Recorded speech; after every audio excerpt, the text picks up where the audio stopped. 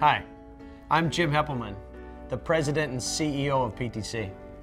It's been my great pleasure over the last 18 months or so to work with Professor Michael Porter on this Harvard Business Review article around strategy and competition and how the manufacturing industry is changing as a result of smart connected products. One of the biggest drivers of change and transformation in competition in the last 100 years has been information technology.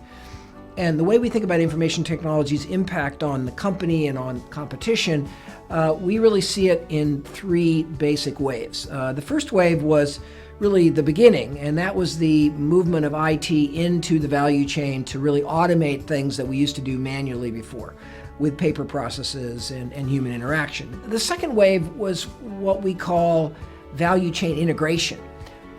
We started out by kind of automating individual activities within the value chain, but then what started to happen was the ability to connect those activities together across functions and across geography, and also across company boundaries with suppliers and with customers and channels. But this third wave, which has caught our attention over the last 4 or 5 years, is really a very different wave, which has to do with not information technology becoming embedded in the value chain and how companies do things, but actually in the product itself.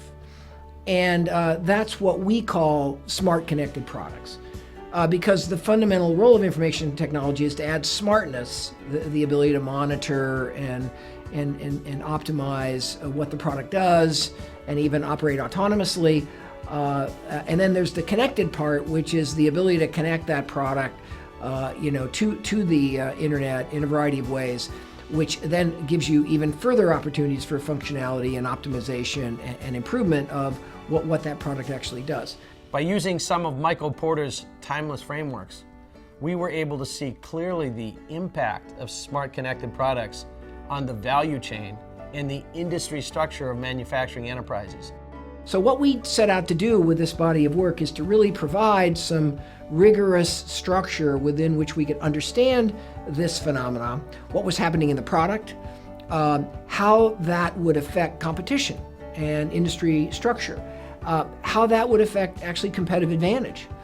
And what we found was that not only is IT embedded in the product affect the product, but it also affects the value chain and how you do design and how you do service and how you do many other things that we've traditionally been able to do. And it's this deep interaction between the product improvement and the value chain improvement that we believe is going to make this third wave just as big, if not bigger, than the other two in terms of its transformative impact. The culmination of this work is that we found there's a new set of strategic choices and trade-offs that manufacturing firms are going to have to make. There's no right or wrong answers here, but we documented 10 questions such as, what new features and capabilities should you put in your products? What type of data should you collect? How will you protect that data and share it in terms of privacy? Should you sell that data to create some kind of a new adjacent business? What capabilities should you put in the product? What capabilities should you put in the cloud? Might you think about disintermediating some of your downstream channel partners?